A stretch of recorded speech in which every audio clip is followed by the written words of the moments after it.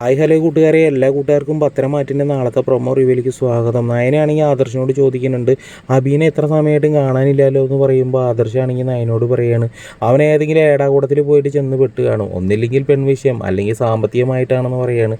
പിന്നീടാണെങ്കിൽ നമ്മുടെ ജലജയാണെങ്കിൽ മുത്തശ്ശിയോട് പൊട്ടിത്തെറിച്ചുകൊണ്ട് പറയാണ്, എല്ലാ വിഷയത്തിലും ഇവിടെയുള്ള എല്ലാ ആളുകളും അവനെ ചവിട്ടി താത്തിക്കൊണ്ടിരിക്കുകയാണ്, അവനെ ഒരു കോമാളിയാക്കിക്കൊണ്ടിരിക്കുകയാണെന്ന് പറയുമ്പോൾ മുത്തശ്ശി പറയാണ്, നിൻ്റെ മോൻ അതിനെന്തിനാണ് കോമാളിയായിട്ട് നിന്ന് കൊടുക്കാൻ പോണത്?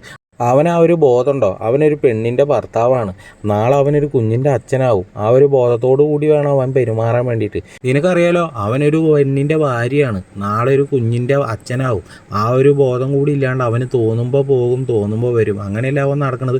എന്നിട്ടാണോ നീ നിൻ്റെ മോനെ സപ്പോർട്ട് ചെയ്തിട്ട് സംസാരിക്കണമെന്ന് പറഞ്ഞിട്ട് മുത്തശ്ശി നല്ല മറുപടി കൊടുക്കുകയാണ്. ഈ സമയം കനകയാണെങ്കിൽ നന്ദുവിനോട് പറയണത്, വേണ്ട നന്ദുട്ടാ, എനിക്കത് സങ്കടമാവും.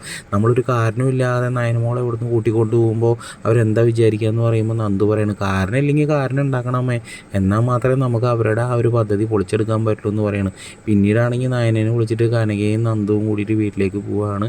ദേവേനെയാണെങ്കിൽ നോക്കി നിൽക്കുകയാണ് കേട്ടോ സുഹൃത്തുക്കളെ.